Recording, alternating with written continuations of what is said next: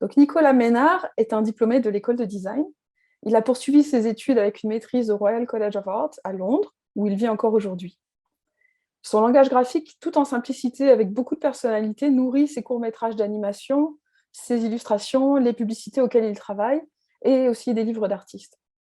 Ses films ont récolté des honneurs des festivals du monde entier, et son dernier court-métrage, notamment Mercredi avec Godard, a remporté le prix du jury du meilleur court-métrage d'animation au South by Southwest Festival en 2017.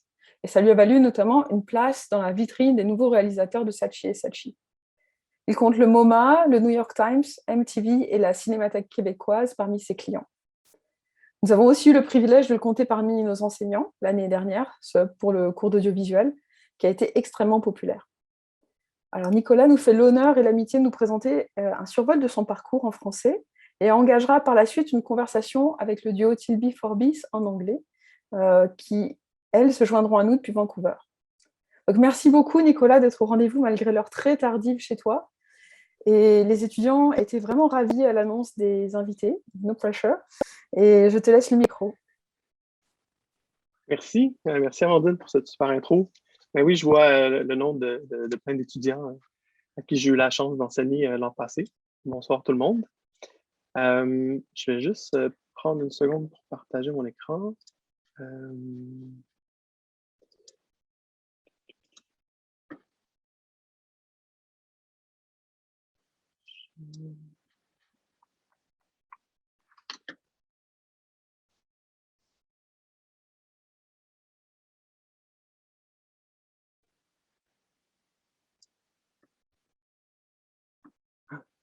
Est-ce que ça marche? Oui.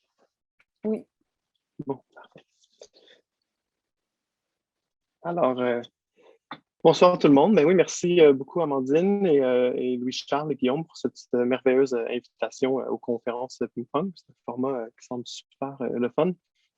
Donc, on m'a demandé de m'introduire un peu en vous parlant de mon travail d'abord, ce que je vais faire pendant environ 15 minutes en vous montrant une sélection de films courts et sans son, parce que ça convient un peu mieux à Zoom.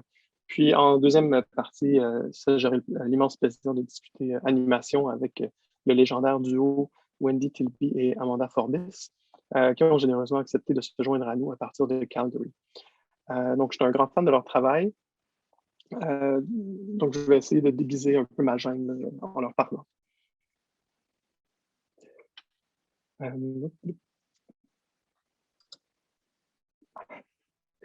Alors, dans un de ses stand-up, l'humoriste anglais Stuart Lee ridiculise le Canada pour avoir comme principale exportation le court-métrage d'animation.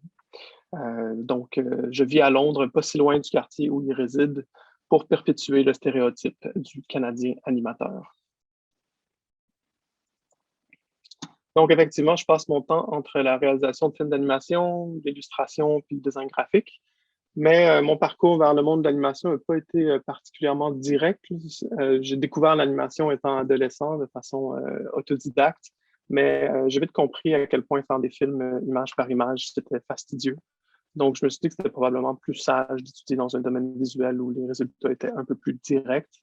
Donc, c'est ça qui m'a enligné finalement dans le collège antique en graphisme en 2006, plutôt que le collège du Vieux en animation, qui était comme ma deuxième option. Puis, éventuellement, en parallèle à mes études à l'UQAM en design graphique, j'avais réussi à me trouver un job d'animateur pour les chaînes télé Astral Media, où je faisais des habillages graphiques pour Historia et VRAC. Puis faire ce travail alimentaire-là en animation m'a comme convaincu que c'était le médium que j'avais envie de poursuivre. Donc, pour me spécialiser davantage, je me suis inscrit à la maîtrise en animation au Royal College of Art à Londres.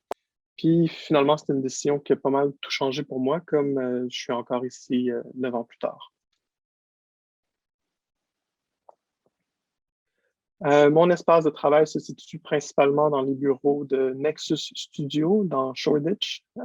C'est la boîte de production qui me représente comme réalisateur. Puis c'est un environnement vraiment stimulant, comme je partage l'espace avec d'autres réalisateurs que j'admire beaucoup, puis des techniciens très talentueux. Mais je passe aussi beaucoup de temps à la maison, probablement comme beaucoup d'entre vous à cause de la pandémie. où j'aime m'entourer des livres que j'accumule, puis c'est un endroit qui me permet de me concentrer davantage sur la recherche.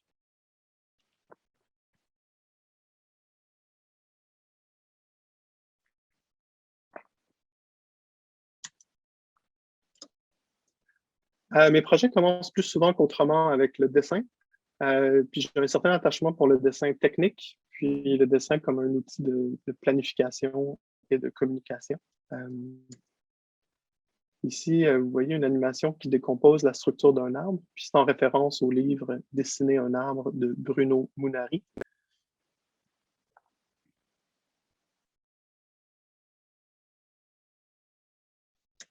Et dans mon travail, j'aime beaucoup m'inventer des systèmes et des règles, puis c'est un goût qui m'a été transmis au travers de mes études en design, notamment grâce au cours de Judith Poirier.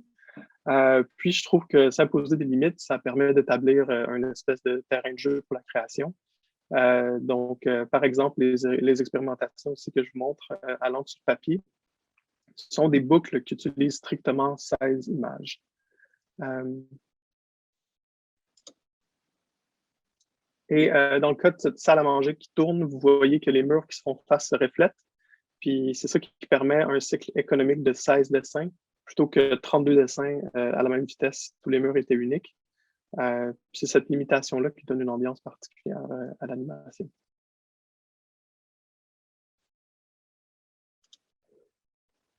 Ici, vous voyez des vases et des théières qui tournent de 22,5 degrés à chaque dessin, suggérant une nature vivante. Un petit clin d'œil à Giorgio Morandi.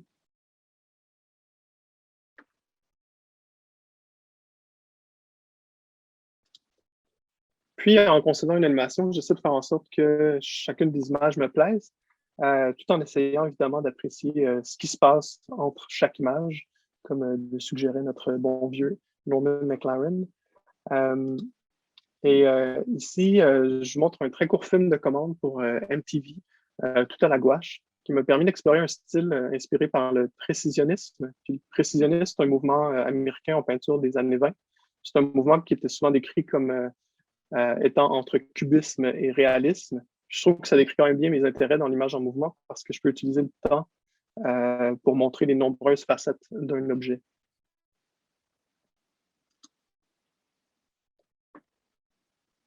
Donc, le plus possible, j'essaie d'utiliser l'opportunité des films de commande, donc des films pour des clients, pour expérimenter.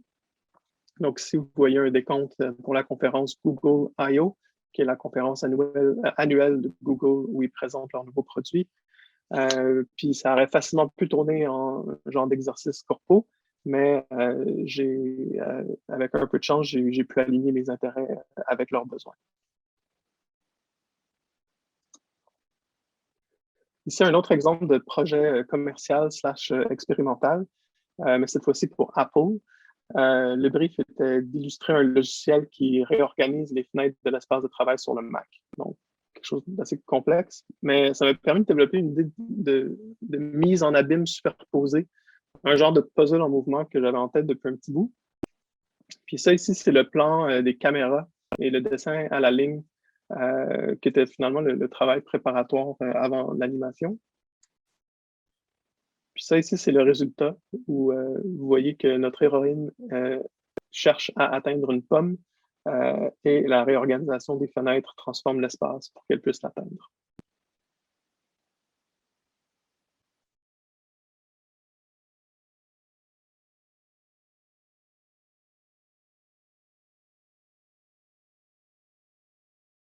Chaque cadre est un cadre dans un cadre, donc une série de mises en abîme.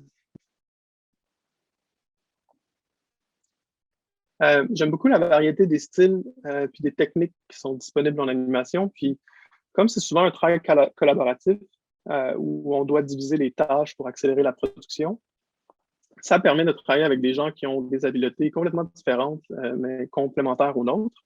Puis, par exemple, j'aime beaucoup le stop motion puis le marionnettisme. Je prends beaucoup de plaisir à en faire la planification dans ses moindres détails. Mais une fois que c'est fait, le plan peut être exécuté grâce à des gens de métier qui sont super efficaces, par exemple en modélisation 3D, en création de maquettes, en peinture, en éclairage, en direction photo, etc. Puis ici, dans le fond, je vais vous montrer comment on a fait cette scène d'un écureuil qui vole de la bouffe d'oiseaux. C'était pour un petit film de commande qu'on avait fait chez Nexus pendant la pandémie. Puis en gros, on commence d'abord avec l'idéation, où on se réchauffe un peu avec un sketch d'écureuil. Puis après, ça devient l'inspiration pour un dessin plus technique de l'écureuil. Puis c'est accompagné avec un dessin technique de la mangeoire à oiseaux. Et la même chose pour les feuilles de papier qui garnissent l'arrière-plan, qui sont ensuite toutes découpées sur une machine au laser.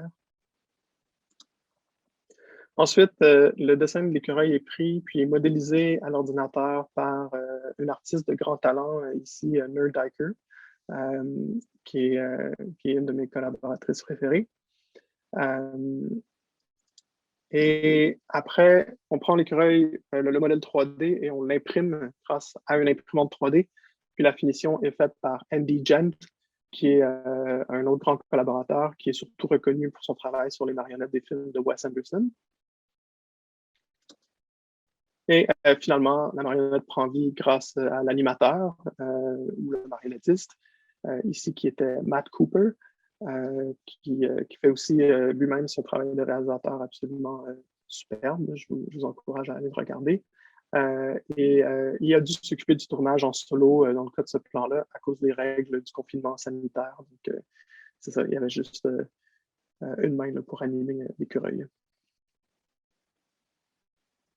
Ça a pris pas mal d'essais, mais finalement, on a eu le bon timing. Donc, j'ai un autre projet ici avec une marionnette qui tourne, mais cette fois-ci, c'est pour l'ONF. Puis le brief était de concevoir leur nouveau logo animé. Puis ça allait être beaucoup plus court, là, dans le fond, dans le brief que leur ancien logo. Donc, seulement 6 secondes.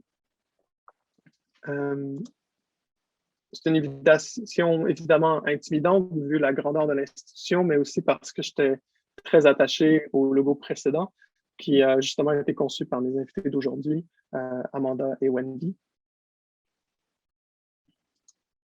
Puis l'objectif, c'était de ramener les jambes du personnage dans l'animation. Donc, apparemment qu'avec le temps, le public a eu le temps d'oublier que l'œil, qu'on appelle en fait la personne qui voit,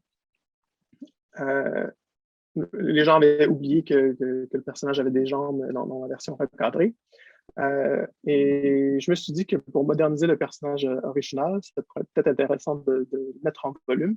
Puis ici, pour faire un petit lien visuel, vous voyez 2 icônes du design en côte à côte, un plat et un en volume.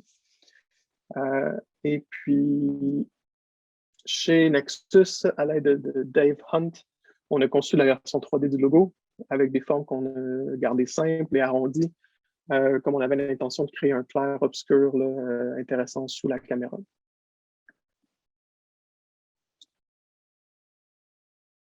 Et ensuite, on a filmé le tout sur film 35 mm, ce qui était assez risqué, mais je voulais que le logo ait une qualité cinématique puis un grain riche qui aurait été difficile à reproduire à l'ordinateur. Puis aussi, ça donne une espèce d'esthétique un peu vintage, je trouve, qui allait bien avec l'ONF, qui a une longue histoire, évidemment. Et le résultat final est très simple, mais le setup, lui, l'était un peu moins.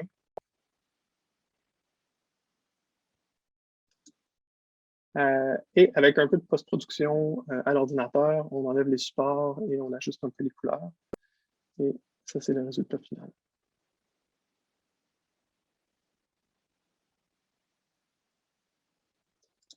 On a aussi fait une version sans le show de boucan.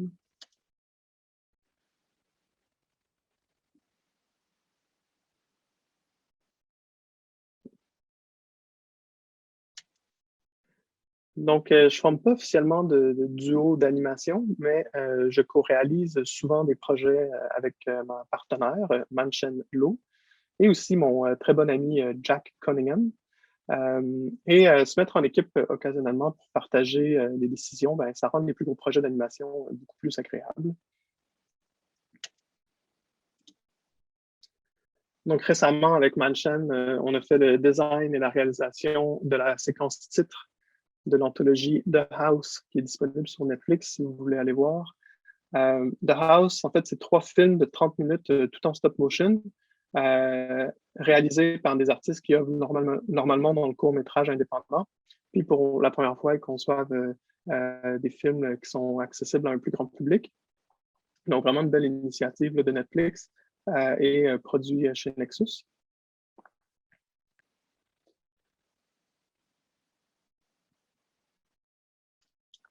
Puis on a eu beaucoup de plaisir à créer un univers graphique en noir et blanc, inspiré de gravures sur bois, pour introduire le téléspectateur à l'univers mystérieux puis un peu hanté là, des 3 films. Puis c'est quelque chose qu'on a fait durant le lockdown aussi. D'ailleurs, je voulais vous dire que saviez-vous que chaque fois que vous pèsez sur le bouton Skip Intro sur Netflix, ben, vous nourrissez l'algorithme en lui disant que les intros, ça ne vous intéresse pas. Puis ça, ben, ça contribue au fait qu'ils sont en voie de disparition et aussi que la durée des intros raccourcit de plus en plus. Donc, s'il vous plaît, votez pour les intros en regardant les intros de vos shows de télé préférés au complet. C'est le fun, ça détend, puis ça nous met dans l'ambiance avant l'épisode.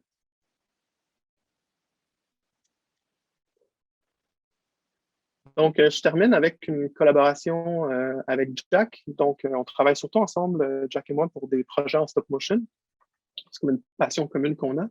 Puis, d'année en année, dans le monde de la pub, les délais qui sont imposés pour faire des films de commande sont de plus en plus serrés. Mais le stop motion, lui, prend toujours autant de temps à concevoir.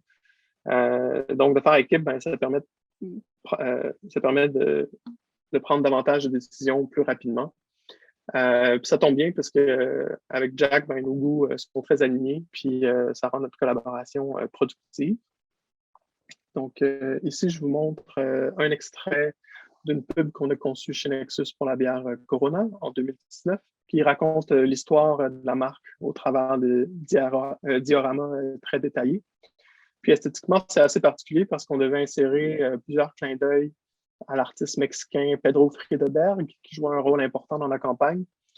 Mais finalement, pour nous, la job est devenue vraiment un véritable terrain de jeu là, pour tester toutes sortes de choses, comme le look de nos personnages en 3D, de l'éclairage miniature, un mouvement de caméra continu en stop motion, et même diriger un acteur hollywoodien, le beau Gaël Garcia Bernal, qui s'en vient. Là. On va le voir apparaître dans une seconde. Et voilà.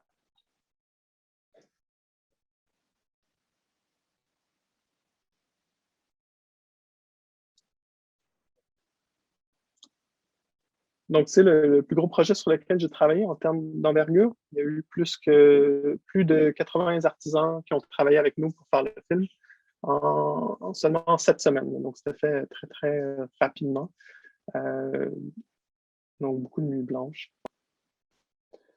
Ici, on voit des images du plateau de tournage. Puis, c'est un aspect du travail qui m'a vraiment manqué là, durant la pandémie, parce que c'est toujours une expérience mémorable de travailler intensivement sur un plateau avec une équipe de triple d'animation.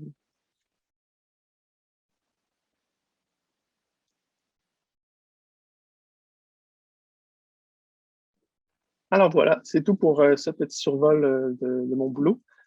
Tous mes films sont disponibles sur Vimeo, où vous pouvez les voir avec son, et vous y trouverez aussi des films narratifs qui sont un peu plus longs.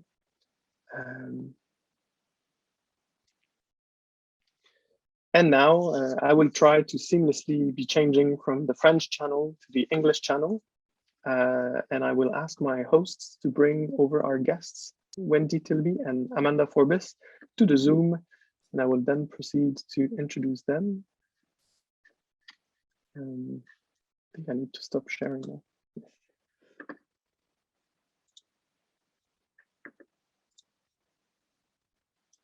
Hello. Hello. Okay. Hello. Oh, you're there. Okay, good. Cool. Cool. Yes. All right. I will introduce you first, and then we can talk. Okay. Funny to be so formal. So I first saw Wendy and Amanda's short film When the Day Breaks as a student of UQAM in Jean-Philippe Photo's animation class, and I have been a dedicated fan ever since. The work of Wendy and Amanda shows a command of the moving image.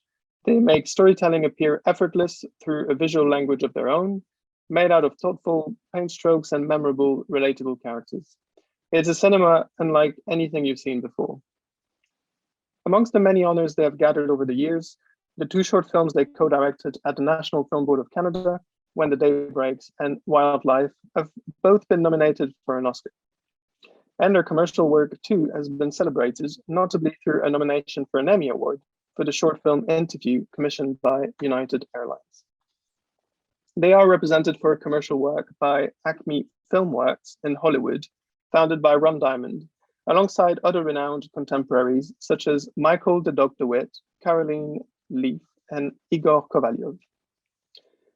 I'm really thrilled by this event because it's not often that you can meet your heroes. Wendy and Amanda, thanks so much for being with us today. And, Thanks for having me.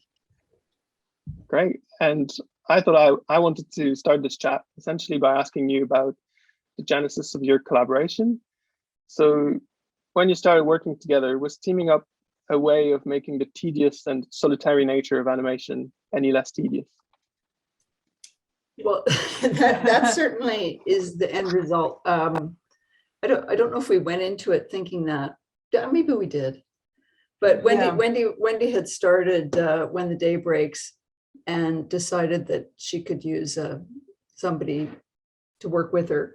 And so I came, and we had always been a very sympathetic, we had sympathetic aesthetics and interests, and so it was a good fit. And luckily for us, it turned out to be, if not a perfect fit, a very, very good fit.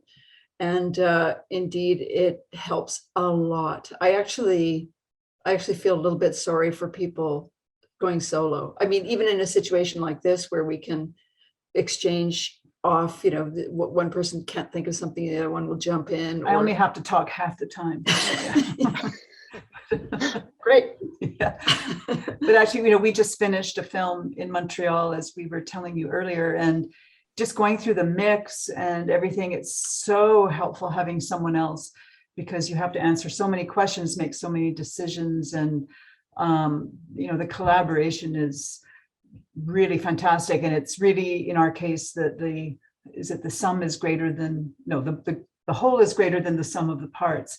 Because I really think our skills and our sensibilities complement each other. So it's good. But we've known each other since art school. So we met each other at Emily Carr in Vancouver.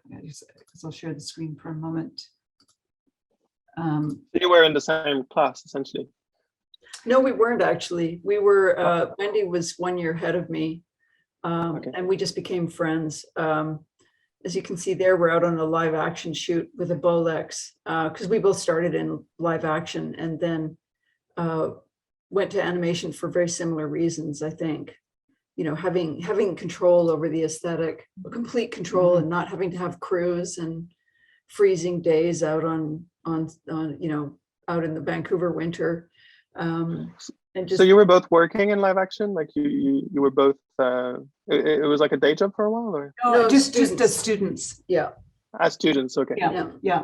And then both of us kind of fell into animation, just because there was a good animation program there, and like Amanda said, it really appealed to me because I like the solitude, I like the control of animation, being able to just do everything yourself is easier than telling other people what to do, I find. Yeah, it's quite the opposite of live action in many ways, isn't it? It is. Yeah, there is ultimate control. I like to think that somebody like Stanley Kubrick could actually have quite liked being an animator. Actually, he probably because would. he's such a control freak. Yeah, that's true. Yeah, exactly. We can relate to that. So you use a technique called rotoscoping in many of your films, and for those who don't know, rotoscoping being the animation technique of drawing or painting on top of a live action reference, and you use it to fantastic effect by creating a painterly cinematic world. And I was curious to know what made you interested in this technique in the first place, and what are the pros for you of using it? Well, on When the Day Breaks, when I had started the story and I was working with different techniques. I had worked on paint on glass under the camera before. I definitely didn't want to do that again. So I was trying all different kinds of techniques. And it sort of evolved with the characters. And I'm just going to share the screen again here. Just a moment here. This here, so some of the characters were human at the beginning and not animals, but there was sort of the evolution of them becoming animals and doing the rotoscopy sort of evolved simultaneously. And it was partly when we were working with the human characters. So that this, what you see on the screen right now is the chicken character when he was a human. And as you can see, he's quite naive, but he's still a little bit like the chicken. But there was a point in the process where we were struggling with the animation, but as well as the how are we going to portray these characters. The chicken was actually easy because he really was the same character, but the pig character, and I don't have any images right now of her as a human, but we were having trouble with her as what is she? Is she an older woman, a younger woman? Is she beautiful? Is she ugly? Is she normal? Is she plain? Whatever. And with that goes all kinds of complexities of attitudes towards women, I guess. And particularly at the time, I mean, way less now, but at the time, if you just drew a single line under a character's eye, suddenly she looked like an old bag. We were not able to navigate that very well. And I think people are doing it much better now, but we were a little bit flummoxed by the problem. So we were always sketching animals anyway, just for fun and kind of in the margins of our artwork. And there was a point at which we just said, let's just make them animals. And that was a revolution in our thinking, because suddenly it was way more fun. It was also, we were kind of referring back to cartoon culture of animals, where animals get hurt all the time and they bounce back. And in our movie, the animal gets hit by a car. The chicken gets hit by the car while crossing the road, and then he doesn't bounce back. So it was kind of a twist on that. And so the revolution in thinking led me to discovering that a video printer, and that was a really simple machine that it's used in medical imaging for ultrasounds.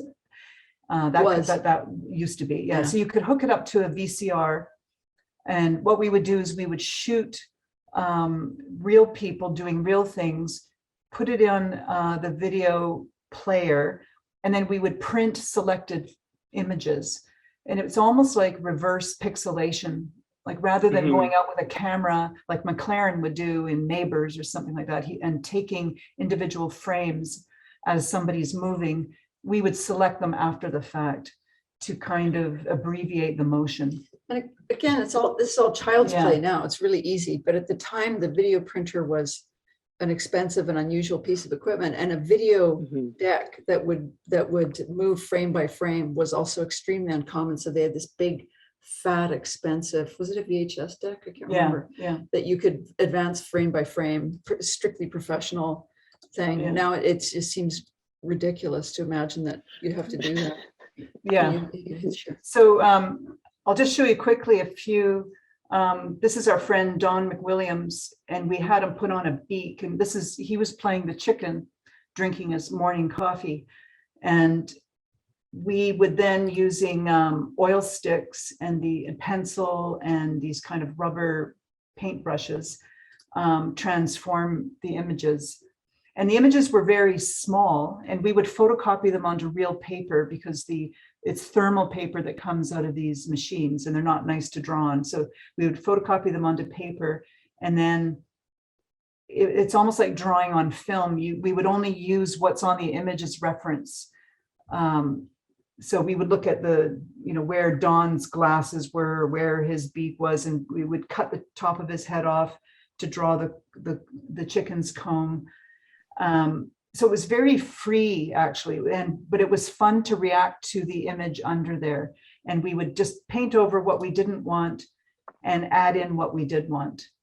And there was another friend who we made put on a beak, a snout, a pig snout. But also you can see we animate away from that too. That snout in no way matches the snout of the final shot. Actually, the snout wasn't very helpful.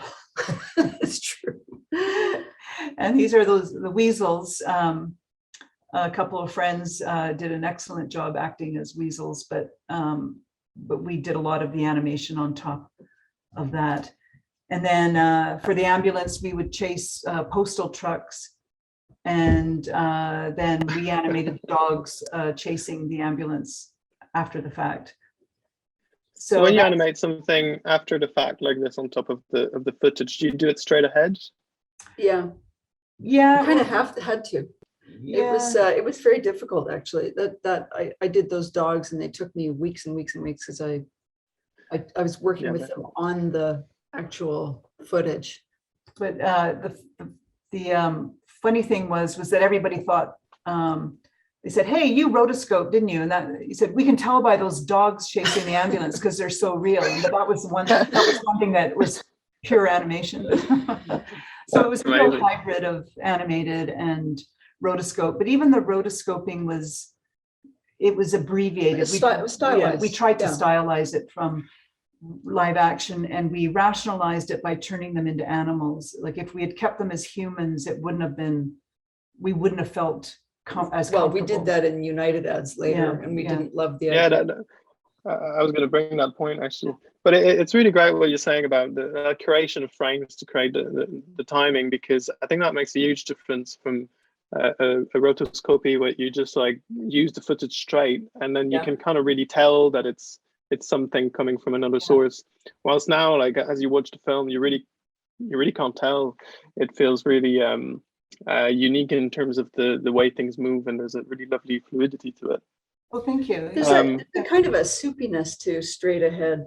If you just do straight ahead rotoscoping, it feels soupy and doesn't have any snap, you know. It doesn't have breaks because you're constantly in that flow of the so you do sort of these anthropomorphized animals, but as you were saying, like in the United ads, what you did then is stylize the features of the people to kind of what I was wondering, was it to make them more relatable? I was just wondering, what is it to you that makes a good character design, you know, for the audience to be able to relate to them? I guess you kind of answered that question in how you anthropomorphize the animals so they become kind of universal. But in the case of something like United, for instance, that is an interesting question, because you know, as we were saying, we were finding the female character the human one was not relatable. And then when she was a pig, you know, there's that seductive thing that animation can do, especially with animals, where you just don't resist. You just don't resist engaging with them. You know, I think it probably has something to do with the uncanny valley, you know, that you look at it, you go, that's not quite human. I don't relate to that. And then you see a pig and you go, oh, you know, and also things like snouts, noses, beaks, they're very expressive. They just turn their head slightly, and it's a broader motion, and it's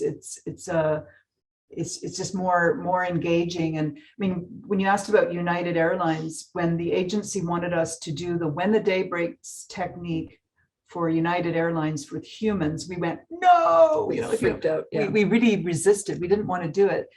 And also it's time consuming as well, but we did it. But we actually we had to change the proportions of the heads, the eyes, because if you just trace humans, they look terrible. Like they're very they look very small and mingy, and maybe it's that uncanny valley, but we don't have any images today, but I think we made their heads a lot bigger.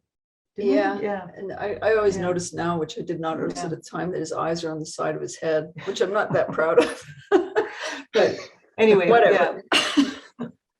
So it was a weird job for us, because we felt like we were bastardizing our own technique a little bit. Well, you know how that is. That's advertising. Yeah. But You know, characters are such an interesting thing. That's such an interesting question because it's so subtle and varied what makes a really good character. I mean, we were just rewatching your Godard film, and that's a great character. And I like that character and engage with that character. And he's so simple, and he has no whites of his eyes. His expression is very uniform. And It's a great hairdo. He's a great hair. That helps a lot. Yeah. But It's all about the hair. it's all about the hair. But also, you know, you got a great voice actor. And so, you know, it's not always the same thing that makes a great character. It's so varied. You know, I love the way you push that. Yeah, I guess it's something that I was always kind of interested in, sort of seeing how expressionless a character can be, but then it's all the other things that kind of, you know, whether it's the way the character moves or the environment around him. I feel like there's so many factors in film that kind of make a character what they are. Yeah. And I guess, you know, like there's a lot of animations that are really rough and really expressive and really like simply drawn, but then they make you feel so much. So it's kind of surprising sometimes how much you can get away with. Yeah. Well, and conversely, animation that tries so hard to make you love characters and then understand them, you know. And I have to admit, I struggle a little bit with a lot of sort of the commercial animation, you know, coming from the United States, where they feel so compelled to have all the characters having over exaggerated expressions over and over again, and like really feeding them to us, like as if there's no other way of doing characters in animation.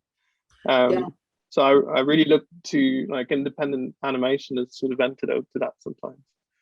Yeah. Well, and also with your work, Nicola, that I noticed, I mean, in your films, you like it's the body language too, because you seem to have a thing about folding them up into knots or losing limbs.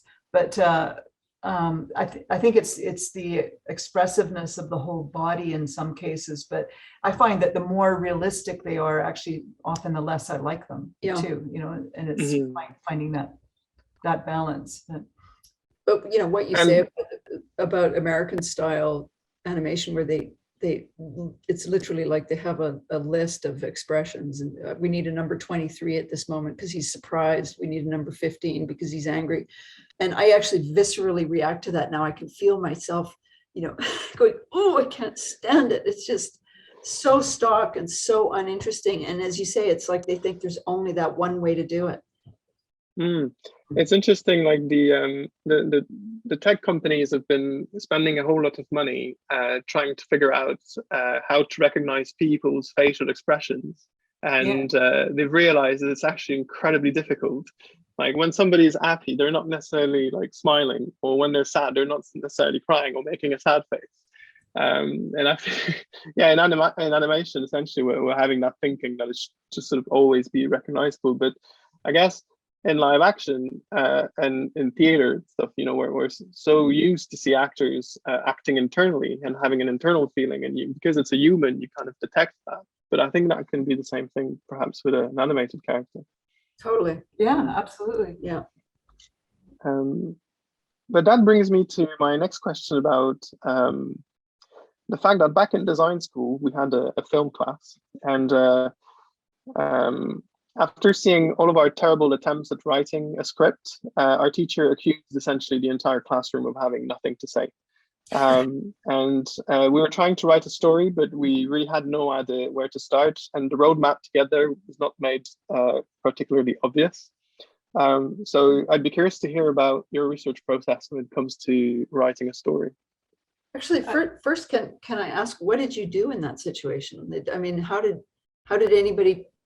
I mean, it kind of sounds like they were just left you out on a barren desert with no resources. Yeah, well, yeah, pretty much. Yeah, that's pretty much what happened. I get. We all tried to make some sort of film, and they were all quite miserable by the end of the term, I guess. It was awful. It was awful. You know. Well, it's for us, it's a difficult process to describe, because I would, and Amanda will chime in if she thinks differently, but I think that speaking for myself, it's a process of gathering, collecting images as well as moments that you observe, either in other films, in books, in stories, real life. And then you sort of collect things. You collect, notebooks, sketchbooks, whatever. We always have a lot of images on the walls. And you don't know, you put up images on the walls simply because you like them, not necessarily because they belong in an idea. And then somehow they migrate into the idea. And it might just be an image thing, like for example, circles or dots. Like for some reason, I became a little obsessed with circles and dots, like portholes and polka dots and things like that. And they sort of filtered into our latest film a little bit, but in a very subtle way. I'm not saying that's a big thing, but it's an image system that kind of filters into the work. And what I always sort of have told students is that making a film is kind of like I always think of it like a deck of cards, and you collect all these things and you shuffle them up and you can deal them out. And the job of a filmmaker is putting them into an order that makes some kind of sense. And it can be a narrative order. It can be that you're making connections visually, you're pacing, like you're not only just dealing them out for somebody to look at, you are telling them how long you're looking at something and in what order. And then you start to think, okay, that card doesn't belong, that card doesn't belong. These two actually have a connection, a narrative connection or whatever. And then you start to see all these connections, and they are connected because they all came from the same brain, which is yours, which is why you put them on the wall in the first place. But it feels a little like alchemy, because it feels like these things come from different sides of the universe, and they converge in an idea. So it feels almost magical. That's not to say that you don't start with a root idea, which so for When the Day Breaks, it was the idea of connections with or living in cities and how we are all connected. And we're connected by the infrastructure of a city, the pipes, the wires, but yet we can all be very isolated. And it's the idea of a collision that brings all of that to the fore. And then the two characters evolved and all that kind of thing. So a narrative did evolve, but it didn't evolve all at once. Like it, well, actually it kind of, in a way, in that one it did, but all of the components didn't come all at once. They sort of evolved. And so in making these connections, you really need time, I suppose, as a sort of glue to bring these things together and to make these connections kind of slowly obvious to each other. I think so. And it's, and we often, depends, not everybody has that kind of time, but I think that we resist, we've never had a very firm storyboard for any film. Like on When the Day Breaks, we would do little thumbnail storyboards all the way through to figure out action. But we've never worked with a strict storyboard from beginning to end, and then you execute it. It's always been a very experimental, organic process. So you wouldn't have a storyboard and you wouldn't have a script either? Or? A script, well, for When the Day Breaks, there was like a page long, just storytelling, telling the sequence of events and the feeling of it. Like it was a one-page proposal, and the story pretty much stuck to that, but it really evolved a lot. And then for Wildlife, if you want to talk about that. Yeah, we just went from a proposal almost straight to an animatic, and even sorted out the scenes in an animatic with really, crude drawings to get the idea across. I find storyboarding doesn't interest me very much now. I'd rather see it in time. Other than for laying out, like, or you have to kind of figure out the layout, but not as a. But you want to talk about the idea of Wildlife? Sure. So Wildlife, we call that. I'm going to. We call that the ultimate, or it's the Canadian Western because nothing happens. That's our that's our motto for that film. I hold a very special affection for that film because I'm a Canadian expat living in England. Yeah, that's right. That's good. You're a good patriot. Yeah. I just hope that I'll end better than he does at the end of the film. I hope. Well, you're not English, so Yeah. so that film kicks. So that again is sort of a combination of things. Obviously, you start out with a historical thing, which is these young Englishmen who came over to Canada and played around and perished, or went off to First World War. And it's funny, but only after, long after the film was over, I realized how personal it was to both of us, because both of us had grandparents who came out and farmed very unsuccessfully in Alberta in the early 1900s. So that's my family there. That little girl in the middle is my mother. And then we both grew up in the prairies, and I think, you know, it always feels haunted. It's sort of one of these, you're haunted from childhood on your road trips by these signs of failure. And there was something so compelling about these, you know, houses stuck out on nothing. And you would always think, it kind of gripped your heart. And you thought, how did these people not go insane? And so that was sort of a compelling image that's been, you know, hanging around in your mind for your entire life. And just the landscape itself it's a very dramatic, very, very harsh landscape. And we, you know, in some way wanted to pay tribute to it. And then we both have English heritage, obviously. You know, up until we were, I don't know, we had the Queen in the front of our classrooms, you know, pictures of the Queen in the front of our classrooms. And maybe you didn't in Quebec. Maybe, yeah. I think that was just on the coins and stuff. But Yeah. But you know, really, it was a very overwhelming sense of colonial presence and their natural superiority and all that kind of stuff. So, and then what? I'm going to show that one. Okay, I got to show this. That. You know, we also had all these great historical photographs from the Glenbow Foundation here in Calgary, and isn't that great? It's amazing. Who wouldn't want to do banking there? And so then we have always been interested in Darwin and his theories, and of course natural selection being his primary theory. That's, you probably recognize that at the Natural History Museum in London. And so that the film became much about survival or lack of survival. And also, you know, a kind of niggling question I always have is, and you kind of asked it in the same way, you know, do I have what it takes to survive, or am I essentially that Englishman? You know, it's a question that still hangs around with me. And then obviously we worked the true survivors into it, the people that came over and knew how to work. So it was, you know, it's partly a historical thing, partly familial interest, and partly, you know, things like natural selection. I think there's more that. And we structured it around the seasons, and just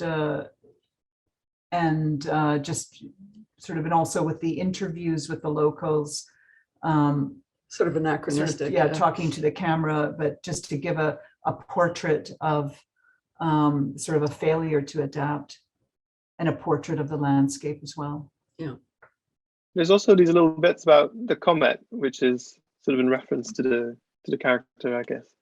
Absolutely. Which whenever I rewatch it, I really enjoy these bits because it's just so poetic in the way that it's laid out. Oh, thank you. Thank you. There was a lot of controversy about that. Well, not controversy, but whether we almost took them out at the very end, because some people told us they didn't like it, didn't work, or they didn't get it, or didn't. And so we thought, it's too obscure. But then we decided to leave it in because they provided almost like palette cleansers between scenes. But no, I agree with that. They are a nice little palette cleanser, and maybe the first time I saw it, it didn't completely connect for me, but at the same time, I really enjoy them because as you rewatch the film, like everything, like the clarity of everything, you know, it's just gets better and better every time, which is for me like the great quality of a good short film is that it's got that rewatchability. Well, that's nice. Wendy just said maybe the comment cards were a mistake. She just said that today. So that helped. Yeah, really. Yeah. Well, we haven't looked at it in a long time, so we were just looking at images today. Yeah. But No, it's good. Love it. Don't doubt it. So you've made also I'm kind of segueing into some of the commercial work, and wildlife makes me think of the main character, and you've made a charming series of commercials for Suntory, which is, for people who don't know, Suntory, it's a Japanese beverage and food brand, and these were essentially for the Japanese market. And I found that it was just great to see your painterly style sort of seamlessly starting to rhyme with the green worlds of Miyazaki and the charm of Osamu Tezuka.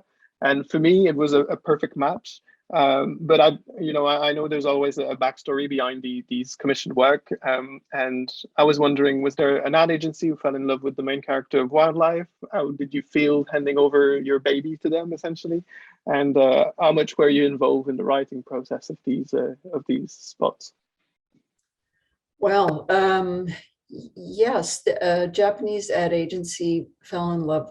Actually, they loved Wildlife, and when we met them, they came over with all the shots from Wildlife, image stills from all the shots from Wildlife laid out on big sheets of paper that they studied, and then they just moved it to the forests and the mountains, which, you know, they said we wanted to be exactly like Wildlife, except in a rainforest in Japan. You know, because in Wildlife there is not a tree.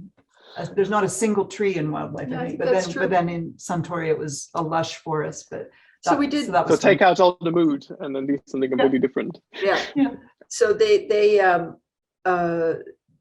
we did one series of ads where we just did cute little animals, and then the next one they said, oh, we would like to use the cowboy from Wildlife, and we would like him to be just like him, exactly like him, but without his bad teeth and his drinking problem.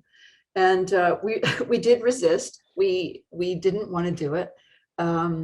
We were being purists, which I now see is foolish. But then we realized that Brad Pitt does Japanese commercials that nobody ever sees as well. So that's right. So I guess, but anyway, I mean, it turned out to be an incredible adventure. You know, just the cultural differences and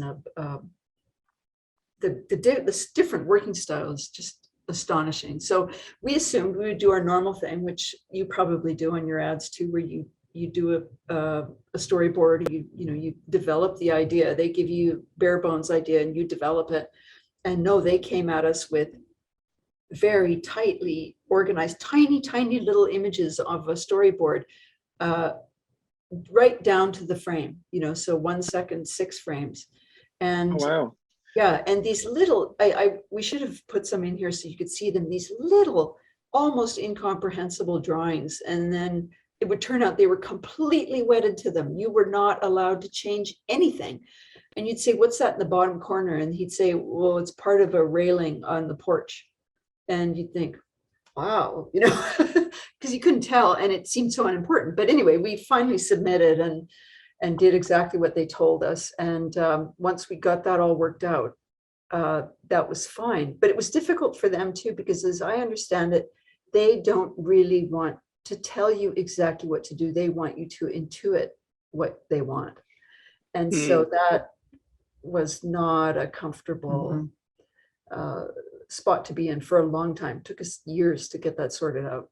Yeah, it definitely got easier as we went, because we just understood that our job was to interpret, figure out what they wanted as best we could and deliver that. And occasionally they would say, we leave that decision up to you, but that would rarely happen. But I mean, it's still like we were interpreting very crude thumbnail sketches by the director in Japan. So, and making these very lush things which he wanted, and he wanted lots of effects, and like every shot's the money shot, and so they were very complicated, and we learned a lot. I mean, we were cranky a lot of the time, but we And it was an evolution in sort of technique here, because when you did wildlife, it was all gouache on paper, but in this case, it was essentially digital gouache in a way. That's right. Yeah, and for wildlife, we tried to do it digitally. We animated digitally in Flash, and we wanted to paint it digitally because it'd be so much easier. But at that point, we just didn't feel the brushes were sophisticated enough, and we just really wanted that real texture. So everything was printed out on paper and hand painted, scanned, and then composited digitally. But Suntory is 100% in the computer. Yeah. We can show a couple of them. Yeah, that'd be great, actually, just to give this some sort of visual cue. Yeah.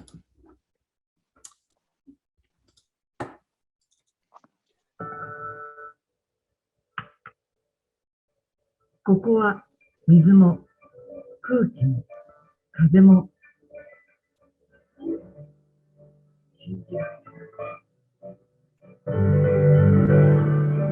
南アルプスだもんね。モーニングサントリー南アルプスの天然水。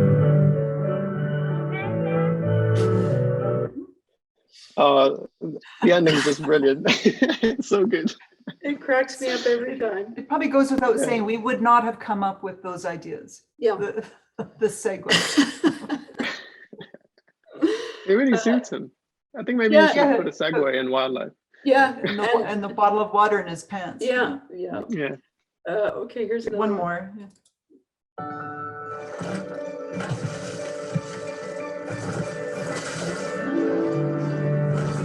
Good news!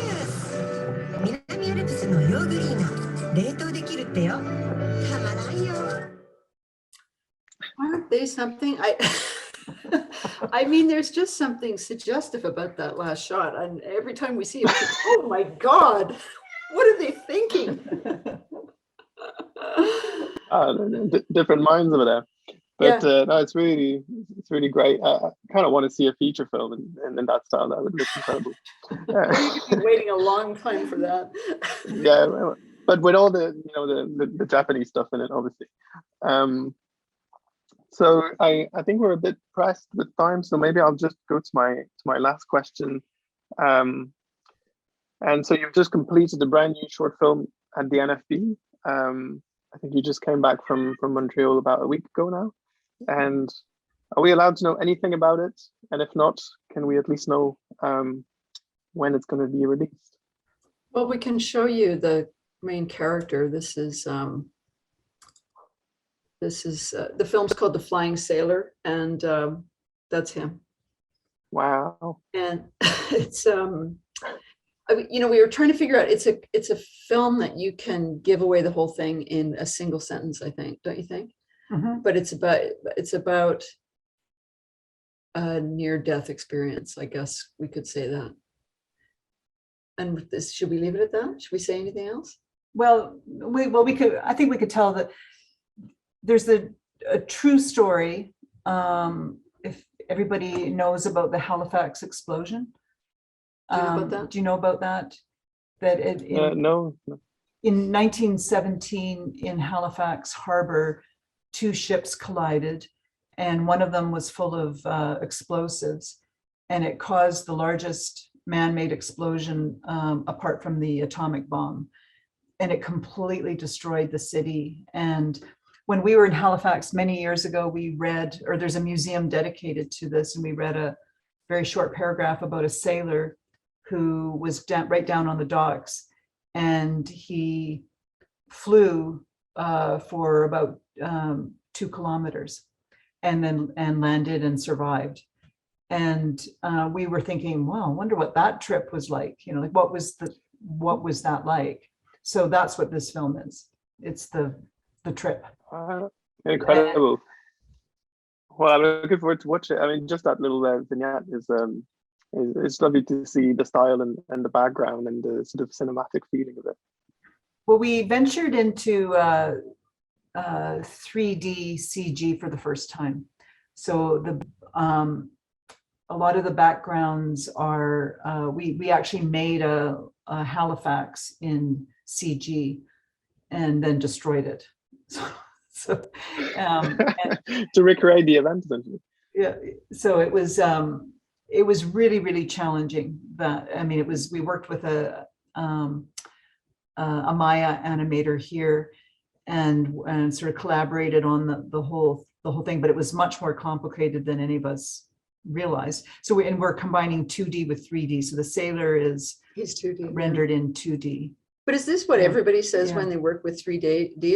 The post-mortem is, it was much more complicated than we expected. I mean, it seems to be part of the territory.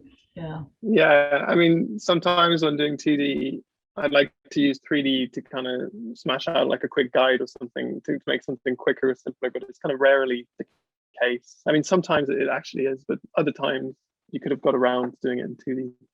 But Right. Yeah, really depends, I guess. But yeah, 3D can get messy for sure.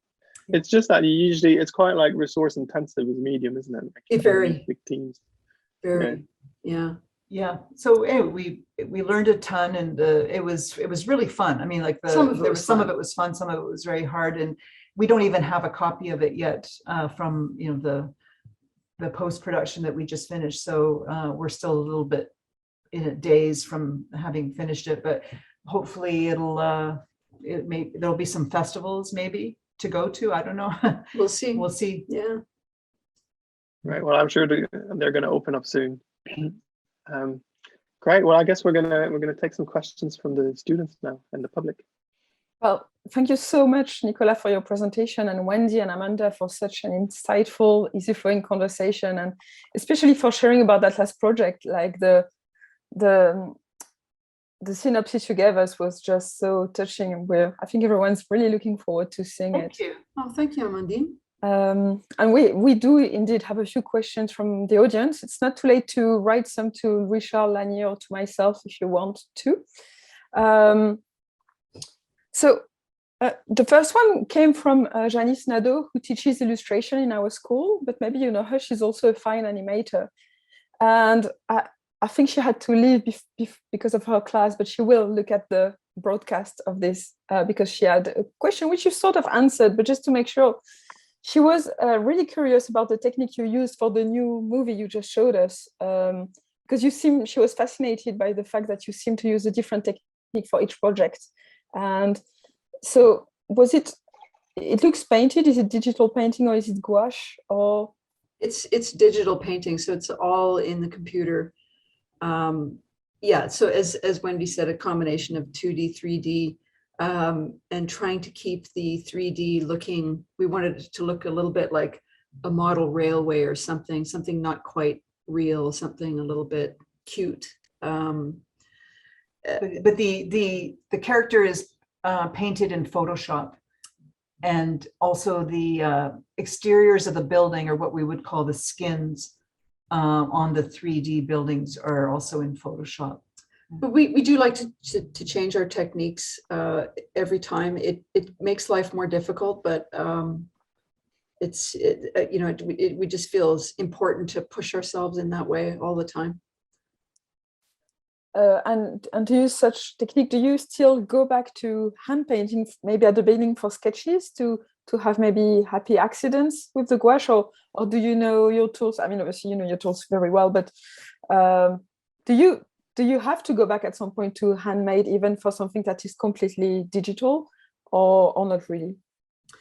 I think less and less, honestly, which I find a little bit disappointing, because I love the materials. I love the smell of gouache a lot. Yeah. I find that I just want to paint now. I just want to do paintings, and not related to the animation. I find it's more relaxing to sketch out ideas on the computer now, which as I say, is weird. I find that weird.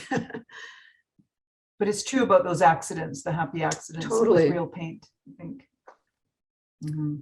Thanks. And also I was wondering, how has the pandemic, that's a question for Nicolas, but also for you, Wendy and Amanda, how has the pandemic transformed your process? Did it lead you to, and that's more specific to Nicolas, but maybe you will have an answer as well.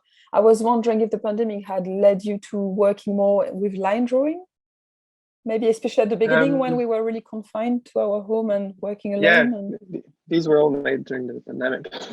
Well, I actually started doing them full, like maybe 2 years before the pandemic started, but the most of them, when we were confined in London, we had just moved into this new place, and we didn't have any furniture at all. Because I didn't buy furniture for years after I moved to London. Like I just didn't. You would rent a flat and furniture came with it. Anyway, so in this place there was no furniture, so I set up a quick table in the corner of the living room with like a small bit of plywood that I had, because everything was closed, and I was kind of confined to a much smaller space. So yeah, I guess it definitely affected my work. I had the same effect when I moved from Montreal to London, because when I moved to the RCA, actually there's just a lot less space for students in London, because there's just so many of them. So again, I was confined to a larger space than what I had then in the pandemic, but compared to what I was doing in Montreal, like everything just shrank to something smaller. But now that things are rolling back, actually a lot of directors at Nexus have left the building and don't really want to come back. And I have a bigger desk space at the minute, so I think it will revert back. Oh wow, interesting. How about you, Amanda and Wendy? Do you think it influenced somehow your practice or your process? Well, we were working on The Flying Sailor when the pandemic started. So it didn't, and we work at home anyway, so it didn't change much for us. It did change the fact that the 3D guy that we were working with, who lives in our city, we thought that we would be collaborating more, like, you know, in the same room, like we would visit back and forth. That didn't happen. So everything went to Zoom or to Slack. You know, we would, all of our collaboration happened over email or Slack or Zoom. And we had some communication problems. Yeah. So it could be that it was not a good thing for us, that we probably would have been better in face-to-face conversation sometimes. But overall, I mean, one thing was that we had a lot more time just to concentrate on the film, you know, because we had no distractions, which was nice. Yeah, so we felt lucky to be in animation because we could continue what we were doing. Mm-hmm. We didn't lose our jobs the way so many people did. Yeah. So Nicolas, you've done some pretty big collaborations, and are you looking forward to getting back to doing that kind of thing? I mean, where do you sort of stand in the wanting to be alone versus wanting to be collaborating? Yeah, well, I think now I just really want to collaborate. I don't want to be in the house anymore.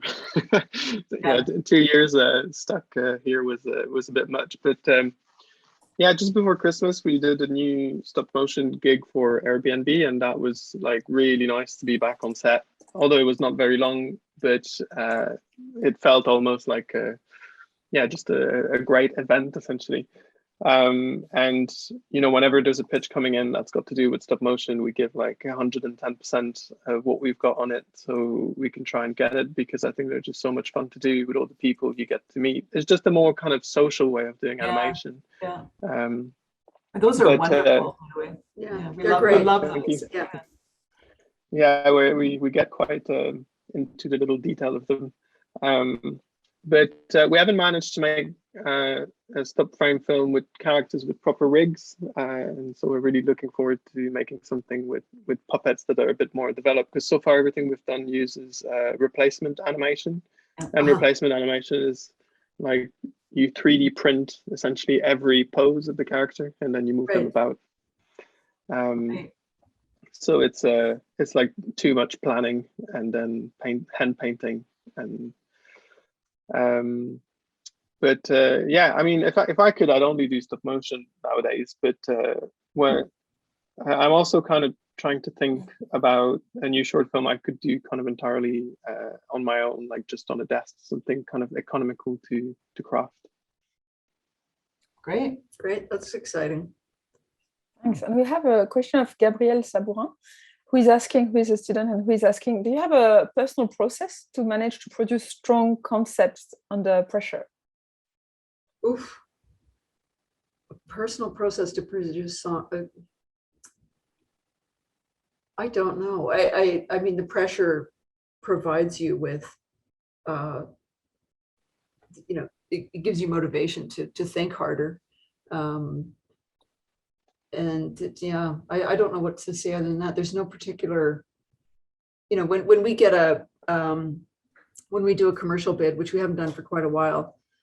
So, you know, they come in with their 6 lines of, and they want a look and an idea.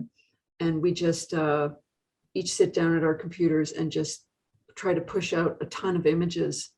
And you always have, I at least, Wendy's better than this, but I always have a day where I flap around and say, oh, I can't. And then I settle down on the second day. And so it's not, you know, there's always your personal, you have to work through your personal neuroses or your, you know, your strengths come into play. But intentional behaviors, I don't think we really have any other than sitting down and just, you know, thinking it out. Commercials are, you know, I mean, like Nicolas, we have a foot in our own films and then another foot in commercial work, and it's kind of interesting because they feed off each other. And when we're doing one, we sometimes crave the other because it's the grass is greener, I guess. But with commercials, they provide the concept, I guess, or the springboard, and you have something to react to, which is easier in a lot of ways than coming up with your own project.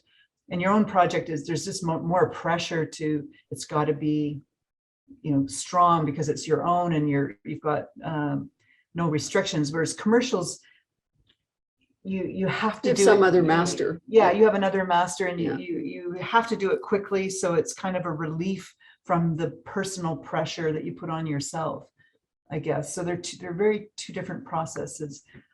But the coming up with the personal film is much harder, but much more interesting to them. Nicolas, do you have a process? Yeah, I really relate to everything you said. I'd say it's pretty much the same for me. Maybe the only thing I'd add is sometimes I have downtime between commercials or even between personal work, and I like to use that downtime to do research. And for me, that research is eventually what helps me to find ideas when I'm under pressure, because I've spent my downtime like trying to make connections in my brain. But I don't think it's something that I found easy at all. Like starting out, maybe like as you age, it starts, your ideas mature and the way you react to a brief becomes a little sharper, but it's always quite difficult to react to something on the go now.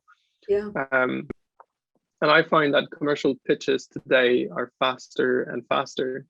So we did a lot of exercises last year of pitching in about 2 or 3 days. So essentially you're given a brief and you have to like solve the entire film in like 2 days. And I actually thought that it was quite an interesting exercise because usually a pitch is not paid anyway. So it just means you didn't have to be too precious about the idea. It was kind of like the first thing that was good was good enough. And then it meant that if you had to do any amendments to make the film better after the job was won, then you could do that. So I find that sometimes pressure can also lead to, just being a bit more efficient maybe. But this research that you do, what do you give us an example? If you got some downtime, what kind of research are you doing? Yeah, I just read lots of books on design and art as well. And I guess reading about the work of other people and how they problem solve things, like just kind of feeds my mind. Like at the minute I'm reading a book of interviews with Donald Judd, and he talks about the way he used at some point in his career plywood as his main material, because plywood was the material of the time. That was like the thing that people could afford to make things. And I thought that was like a really interesting way of thinking about an arts practice in terms of like what's available. And like at the minute I'm trying to think of something equivalent in animation, what's like the most available. We do a lot of that with 3D printing because it's kind of a thing of doing rapid prototyping and kind of generating a lot of models quite quickly. So I mean, things like that I just quite like. I keep it quite broad as well. I read a lot about architecture and all the other fields that are kind of related, and just making links between that. And eventually a job comes and something you've read or something you've researched kind of feels like it fits the subject, has Right. some sort of affinities with it. Right. Interesting. Yeah. Thanks. I think that's true of everything in design and art. You feed yourself when you have time, and you don't know when it will be useful to you. It will just come at some point, but you don't know why you're putting this into your head. But somehow exactly. it's what makes you in the end. That's your someone said earlier, the sum of the parts of all these things you read and you watch, and exhibitions. Sometimes it feels like leisure, and sometimes we feel bad reading a book we are enjoying or going to an exhibition because it doesn't feel like hard work. But actually, I think it's really important, and it makes us work better later. Exactly. Research can almost make you. Oh, sorry. Oh, no. I was just going to say it's what I was referring to earlier with the gathering stage. It's like it's all part of gathering. It's when you go to shows, you collect images, you're just a sponge, and then some of it just comes out in your next work, and it's all part of it. It's intake and output. Yeah. They're different. You have periods of intake and then you have periods of output. So I think that's a really good answer for everyone. Like, be more of a sponge. Yeah. And we have time for we run over a bit, but we're having such a good time. So I think we'll take one last question from Patrick Doyon. That's for Amanda, Wendy, and Nicolas as well. So let me read it because it's in French and I haven't translated it yet. During your career, have you had an animation project on which you've worked for a long time but had to let go of because of maybe financial reasons or creative reasons or others? Oh, that's an interesting question. I guess we haven't. The Flying Sailor, we've had this idea for 20 years or something like that, and at one point we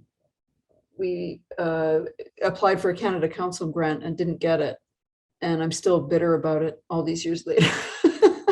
but that's the closest because then we just said, okay, well, maybe one day we can, when wildlife is finished and when we're finished these commercials, we can take it to the film board. But we did some preliminary development of some a kids something for children that we have not taken to fruition, partly because we got scared of the world of kids TV. Yeah. But we're, we might pick it up again, or might make a book or something like that. We're not sure, but so that's something that we didn't finish. But yeah, I think hi Patrick. Yeah, I was going to say air kisses. Mwah, mwah, Patrick. How about you, Nicolas? Hi, Patrick. In my case, I guess I have a lot of projects that I've been wanting to make for a long time, but just haven't had the chance to make them yet. So I like to think that I haven't abandoned them yet.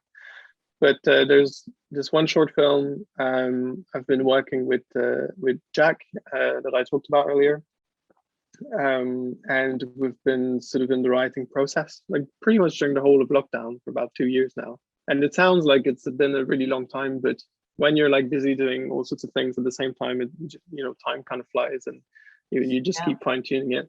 So now we're kind of in the stage of doing the animatic and trying to find funding, but we've not been successful in getting funding with the BFI in the UK. It's like the only place where you can get funding in the UK, and they're quite specific about the kind of thing that they want. So we're sort of looking at other avenues, but I'm hoping that we'll find some sort of way of making it happen. It's a film that we want to make in stop motion, so it does require a certain amount of resources, but we're also trying to figure out like how much we can kind of beg, borrow, and steal, I suppose. Wow, interesting. Thanks. Well, I think we will close it from here. Thank you so much, Wendy, Amanda, Nicolas, and everyone who attended. We will now close the session, and Thanks a lot for being with us and being so generous with sharing your work and your tips and your histories of careers. And it's been really, really incredibly inspiring. And thanks to everyone who joined us. I will now switch to French. So, je voudrais chaleureusement remercier l'École de Design qui soutient ce projet qui est dans sa 2e édition, et en particulier mes collègues Louis-Charles Lanier et Guillaume Sasseville avec qui nous formons l'équipe derrière ce projet. La prochaine conférence sera le 17 mars avec Marie-Josée Lacroix qui nous parlera du bureau de design Ville de Montréal. Et merci infiniment à tous et à toutes pour votre présence et à bientôt à l'École de Design ou à la prochaine conférence Ping Pong. Bonne soirée. Merci tout le monde. Merci. Merci, à bientôt. À bientôt. À bientôt.